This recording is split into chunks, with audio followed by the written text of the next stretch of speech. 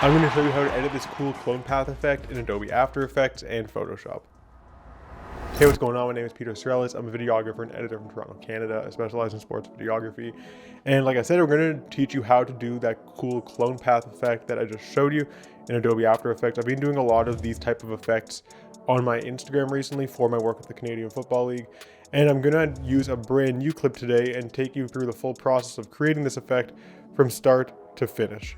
So let's get into it. We're actually going to start in Adobe Premiere Pro, and I've got a clip in my timeline here at 120 frames per second. So let's just watch it forward. It's a very short clip of a player catching a ball. And then we get a little bit of a celebration.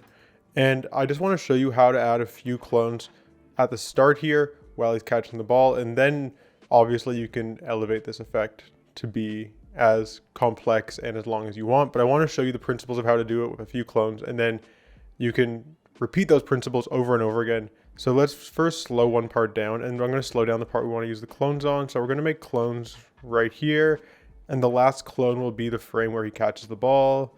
So maybe like right there. So let's unlink this. We're going to place a cut on the audio, and then I'll go show clip keyframes, time remaining, and speed.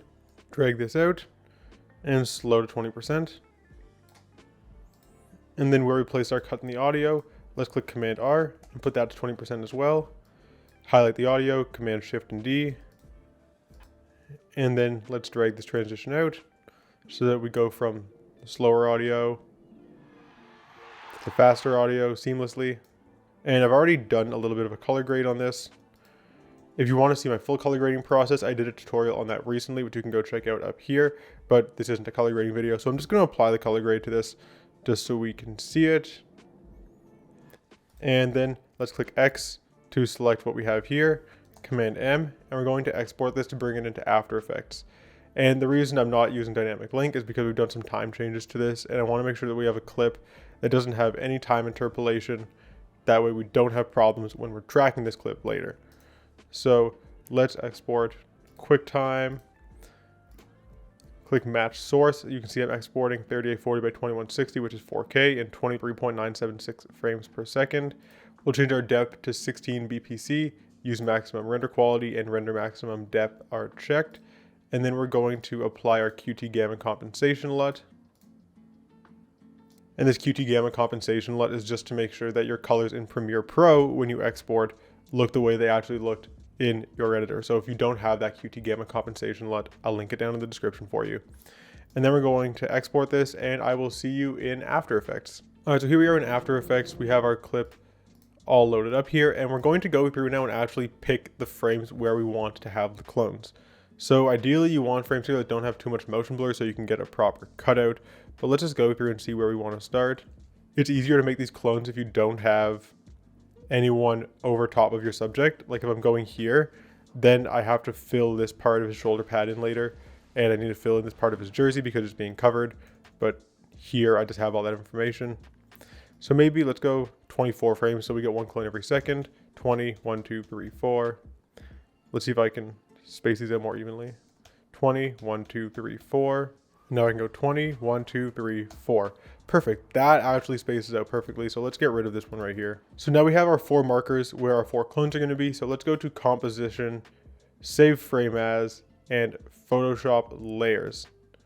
You can set a shortcut for this if you want. I don't have a shortcut set on this computer. I think on another computer I did.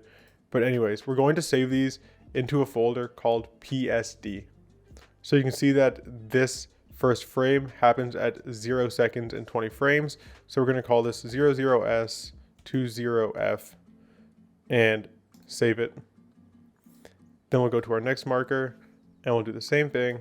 Composition, save frame as, Photoshop Layers, 01S 20F and save. Let's actually set a shortcut for this. So let's go to keyboard shortcuts. Save frame as Photoshop Layers. I'm going to set this to Command, Option, and P. So now we can click Command, Option, P, and it brings us right to the save window. Now before we actually bring these frames into Photoshop, we do want to actually track our camera for this shot, just to make sure that everything tracks properly and the shot is actually usable, because not every single shot is really suitable for this effect. So let's click Command D and duplicate our clip here, and then we're going to cut off the end with the right bracket and Option. And just this part here where we're going to have the clones on the screen is the part that we want to track. So select that, come to your tracker panel, and click Track Camera. And we're going to have this track all the way through. It might take a little bit, so go get a cup of coffee and then come back when it's done. Now you can see here that this camera is solved. I have lots of track points to work off of, and I figured it would because there's lots of detail in the background of the crowd. So this clip, now that I know that there are lots of track points that I can pick from to actually pin our subjects to, is a suitable clip. It's good to go, and we're going to go into Photoshop and cut all of these layers out. So here in Photoshop, I have my 4 clone layers selected in order that they appear in our video, and we're going to start cutting these out one by one. So let's click Select Subject to give us a rough selection here. We're going to have the quick selection tool. We can get rid of the defender over here, and we're just trying to select our receiver. This can be a pretty rough selection. I'm going to be pretty rough with it for this tutorial, and honestly, it doesn't need to be the best as long as it's smooth. Because the focal point of the shot isn't going to be the clones. Your eyes are still going to look at the receiver moving. So the clones don't need to be perfect, but they just need to blend in enough.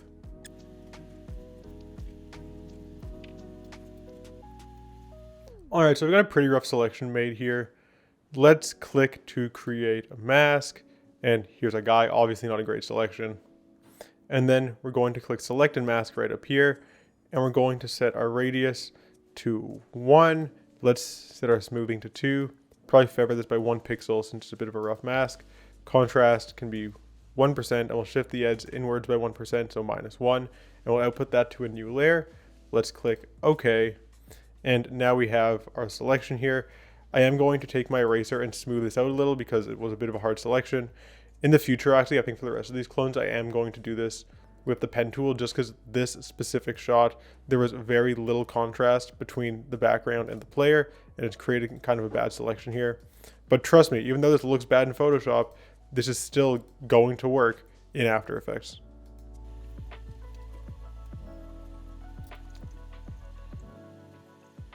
Alright, this is sufficient for our purposes, so let's click Command S now that we have our cutout, and then move on to the next one.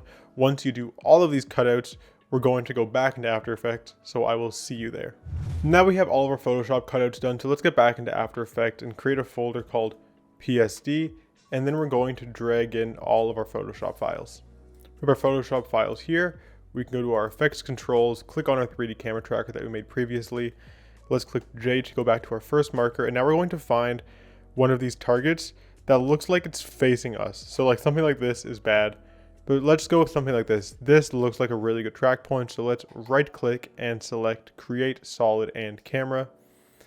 And now if you come back to our project panel, we'll go to the corresponding Photoshop file for this timestamp.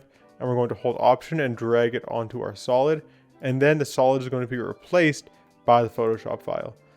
And now we're going to click P, hold Shift, then click S, T, and R to bring up our rotation, opacity, scale, and position properties. We'll bring opacity down to 50%. We can scale this up a little bit. And now we're going to drag our clone so that it overlaps with the actual video footage. If you bring opacity up, you can see that we're slightly off to the right here.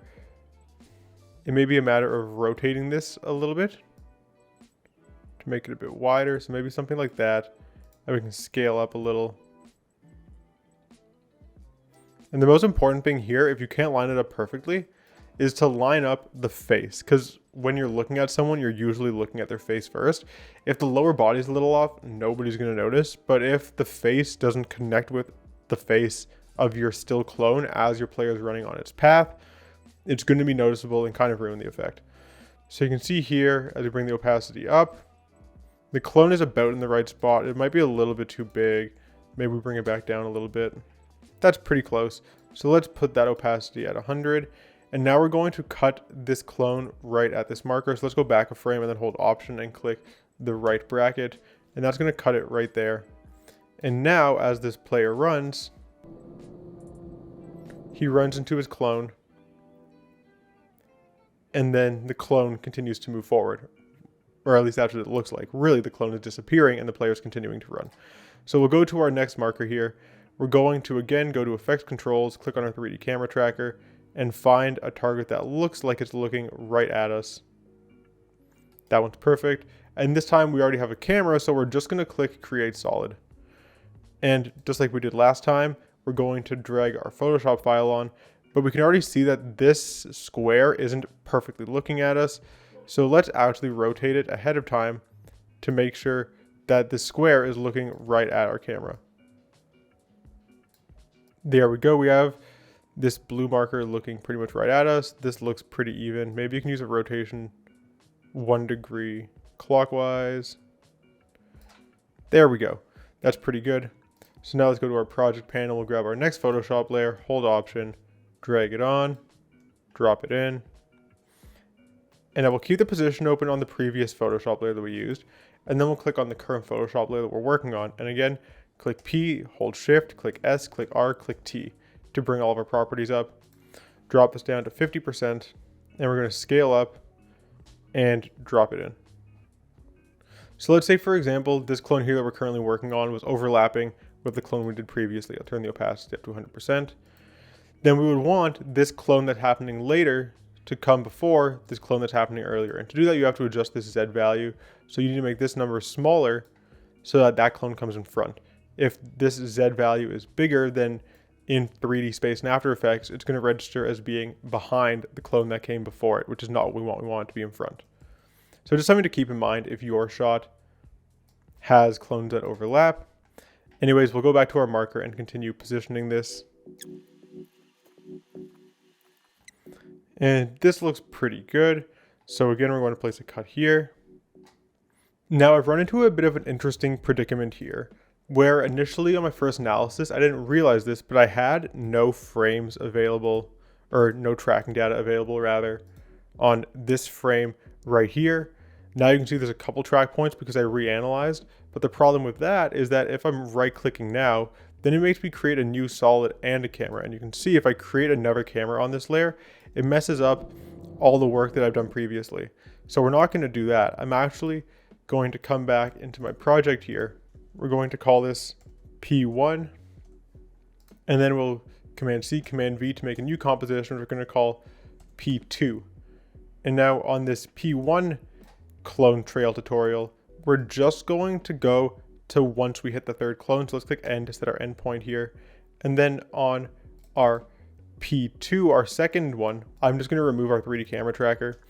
And we're going to just track a small section in and around this final frame. And then we're going to actually export this video as 2 parts. This isn't ideal where you have to export your video with 1 track for some sets of clones and then another track for a couple other sets of clones, but this is actually a good thing to include in the tutorial, I think, because I made a bit of a mistake on my camera tracker, and now it shows you why you need to be sure to check that you actually have tracking points at every single position, but it's fixable. We just need to create this final clone on a separate composition. So again, let's track our camera.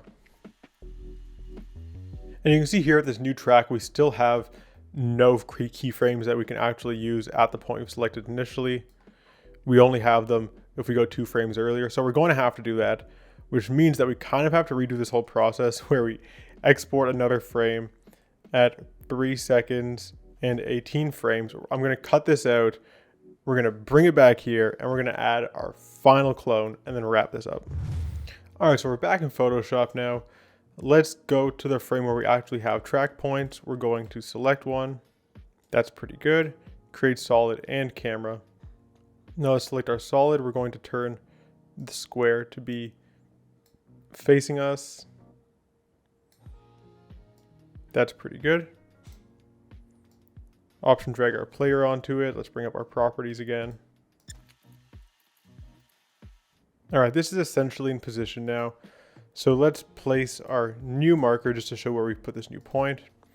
We're going to place a cut and we'll check that this clone worked. Now it's funny because you can see the clone worked, but we also don't have his feet in the shot because in the actual frame we cut out, his feet aren't there. So we have to go back into Photoshop and recreate that. Unfortunately, we have lots of frame data where his cleats are visible. So it shouldn't be that hard to make, but there's a couple ways we can kind of go about this. So first we want to change our canvas size so that we can actually see the cleats. So now we haven't actually moved the clone, but the canvas size is a little bit bigger and we can drop the cleats in here. Actually, maybe let's make that a little bit bigger. Let's go from 2160 up to 2660. There we go, it should be enough room. And now let's see if we have any good information for his cleats in any of these other frames. This looks pretty solid. Let's bring that over. We'll try our best to line the cleat up. Maybe something like that. Let's turn the opacity down. We'll click on our clone stamp tool, which is S. Select our spot. Then we can turn our opacity down. Actually select the clone that we're currently working on, and let's just paint the cleat in. We'll shape this cleat up so it looks as nice as we can roughly get it in a little bit of time here. And there's one cleat. Now let's do the same thing on the other side. Maybe this frame right here we'll take, and we can copy that cleat and drop it on to the cleat that we're still missing. So Command, Option, and P, and we're going to save this as 2 seconds and 16 frames. Now let's bring this into Photoshop. And all we're doing is trying to position this so that it realistically looks like it could be the cleat in this frame here where we actually don't have the cleat visible. So if we drop the heel in there, maybe scale this up a little bit more, but this looks pretty close. Something like that looks pretty good. Let's turn the opacity up, and his cleat's still a little cut off there. I think we need a little bit more size on our canvas. Let's bring this to 2760. There we go. Okay. And we'll click rasterize layer here so that we can use our clone stamp. Turn the opacity down, and then click S to get to our clone stamp tool. We're going to brush up a little, and we're just going to click right here while we have this new layer selected that we brought in. Then we can turn it off. Click on the clone layer where we're actually going to be drawing the cleat in, and then let's just draw this in. All right, now this realistically looks like it could be his cleat on the shot. So this is pretty good. Let's save it, and this change should reflect automatically in After Effects now. So you can see here the cleats are visible, and if we play it through, we have his cleats in the entire shot. Doesn't look out of place when you play it, and we get him merging right into this layer. And now the last thing that I want to do, and let's go back to our initial sequence so I can show you this, is add a little bit of a glow effect. So we can use our FX console plugin, or you can just go to the effects and presets tab right here and search for glow. And now we want him to glow right before the clone is taken over by the actual player running. So the way I like to do this generally is I'll do 3 frames after the end of the clone. Let's bring up our effect here. And at this point we want the compositing options, effect opacity to be 0. Then we're going to go 5 frames back, which puts us 2 frames before the end of the actual clone. And here we want to set our effect opacity to 100, and then we want to actually make this glow look the way we want to. So I like kind of doing a nice spread on it. You can kind of tweak this to your own liking. I wouldn't just copy my values here because every shot's going to be a little bit different. That is pretty good. And now let's go back 5 frames, 1, 2, 3, 4, 5. And we'll set our effect opacity to 0. And now with that, as we go through, we're going to get this clone glowing, and then the player gets into it and it goes away. So let's grab that effect. We're going to come to where this first keyframe is. We'll copy it, go to our next layer, go forward 24 frames because that's how far apart these clones are spaced. So 10, 20, 1, 2, 3, 4, and Command V. And if you click U to see your keyframes, you can see that that puts us 1, 2, 3 keyframes after the end. That's when our glow effect ends. So we'll do the same thing here. we can actually just go back 1, 2, 3, 4, 5, 6, 7, paste, and there we go. And then we'll come to our last clone here that we have to put in new composition because of some tracking issues we were having. We'll go to the end here, we'll go back 1, 2, 3, 4, 5, 6, 7, and paste. And now we have this glow effect on every clone. Unfortunately, we'd have a little bit of a shake in this one. And this happens, unfortunately, sometimes where you get a little bit of a shake. I find the best thing to do is just correct it manually because the tracker's not perfect. So let's add a position keyframe there. Come forward, add another position keyframe once it's fixed. And you can see here, we move a little bit to our left. So we're just gonna bring this back to the right a little bit.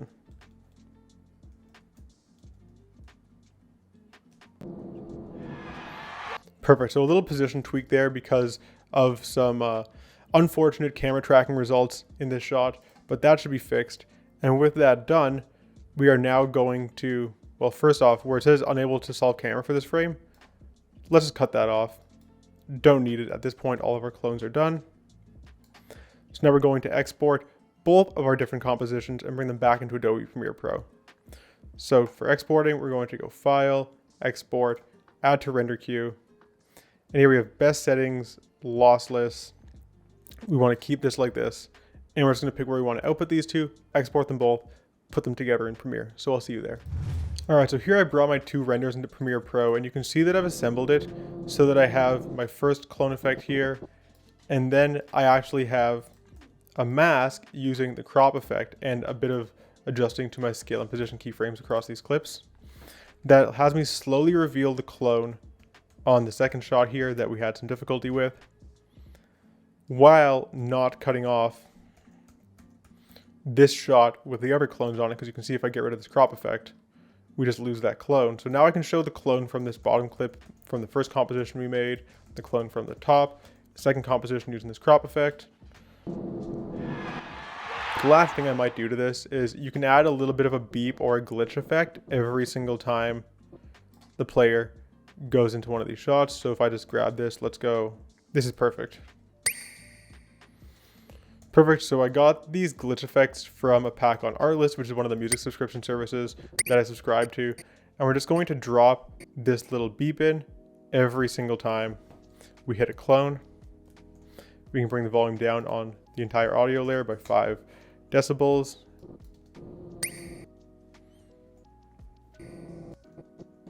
And right there we need one.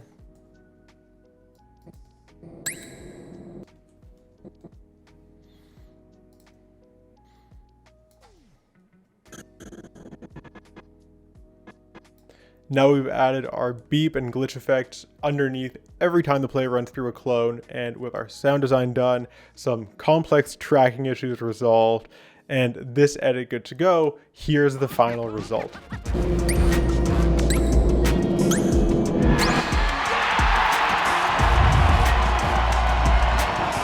Anyways, that's going to be all for today. So if you like this video, please subscribe to the channel because I post videography and video editing tutorials similar to this one on a regular basis. This was definitely more of a realistic look at an editing tutorial, actually troubleshooting problems that you weren't expecting and then fixing them, which really is what editing is kind of all about. So if you like that, let me know in the comments section, or if you have any other questions, you can drop them down there too. I'm always happy to chat with you guys. If you like the way this footage was colored, then you can check out my football video LUT pack, which is what I use to color all of my football videos. That's available on my website. The link will be down in the description. Anyways, that's all for this time. So until next time, peace.